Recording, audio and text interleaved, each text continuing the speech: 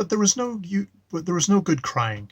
He must try and crawl out from between the two dragons. He began extending his right arm. The dragon's foreleg and claw on his right arm went through exactly the same motion. Then he thought he would try his left.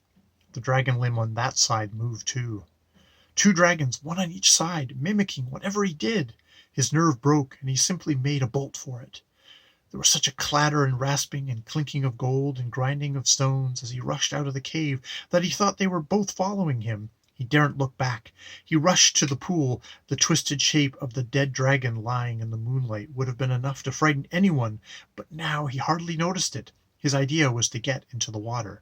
But just as he reached the edge of the pool, two things happened. First of all, it came over him like a thunderclap that he had been running on all fours.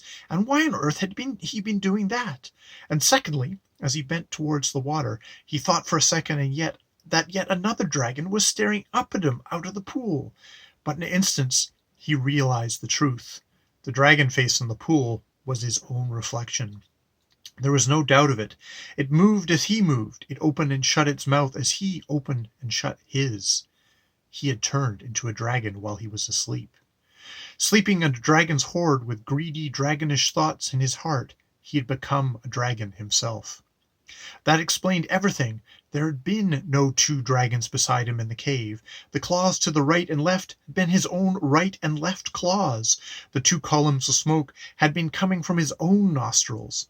As for the pain in his left arm, or what had been his left arm, he could now see that what had happened by squinting with his left eye. The bracelet, which had fitted very nicely on the upper arm of a boy, was far too small for the thick, stumpy foreleg of a dragon. It had sunk deeply into his scaly flesh, and there was a throbbing bulge on each side of it. He tore at the place with his dragon teeth, but could not get it off.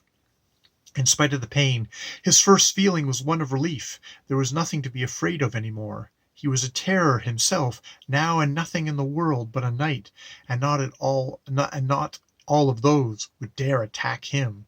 He could get even with Caspian and Edmund now. But the moment he thought of this, he realized that he didn't want to.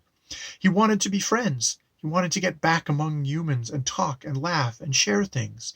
He realized that he was a monster cut off from the whole human race. An appalling loneliness came over him.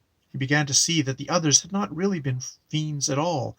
He began to wonder if he himself had been such a nice person as he had always supposed. He longed for their voices. He would have been grateful for a kind word, even from Reepicheep. When he thought of this, the poor dragon that had been Eustace lifted up its voice and wept. A powerful dragon crying its eyes out under the moon in a deserted valley is a sight and a sound hardly to be imagined. At last he decided he would try to find his way back to the shore.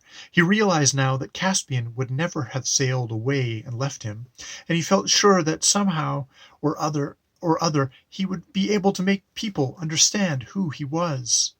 He took a long drink. And then, I know this sounds shocking, but if it isn't if you think it over, he ate nearly all the dead dragon.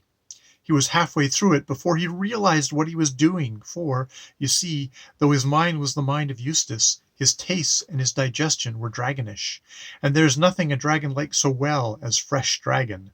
That is why you so seldom find more than one dragon in the same county. As he turned to climb out of the valley, he began to climb with a jump. And as soon as he jumped, he found that he was flying. He had quite forgotten about his wings, and it was a great surprise to him, the first pleasant surprise he had had for a long time. He rose high into the air and saw innumerable mountain tops spread out beneath him in the moonlight. He could see the bay like a silver slab, and the Dwn Trdr lying at anchor, and campfires twinkling in the woods beside the beach. From a great height, he launched himself down towards them in a single glide. Lucy was sleeping very sound, for she had sat up till the return of the search party in hope of good news about Eustace.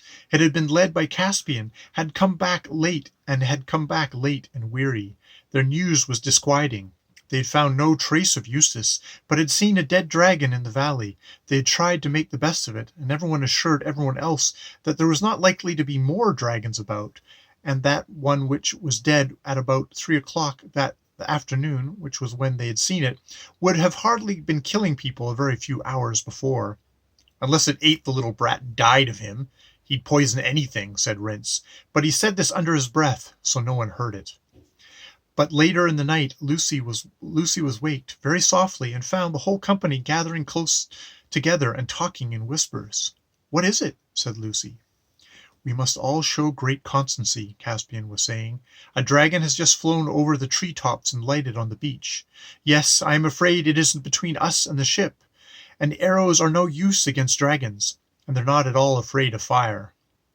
"With your Majesty's leave," began Reepicheep. "No, Reepicheep," said the king very firmly. "You are not going to attempt single combat with it. Unless you promise to obey me in this matter, I'll have you tied up. We must just keep close watch, and, as soon as it is light, go down to the beach and give it battle. I will lead. King Edmund will be on my right, and Lord Drinian on my left.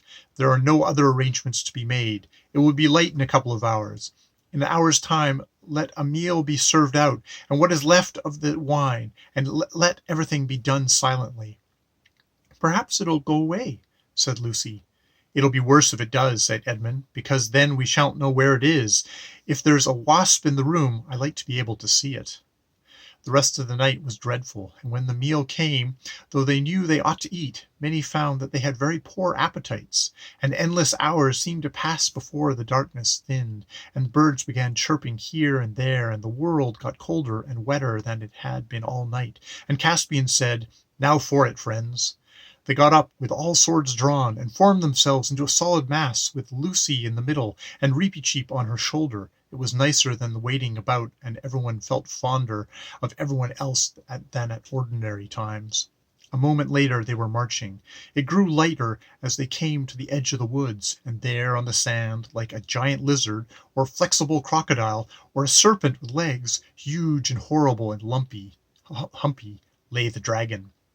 But when it saw them, instead of rising up and blowing fire and smoke, the dragon retreated.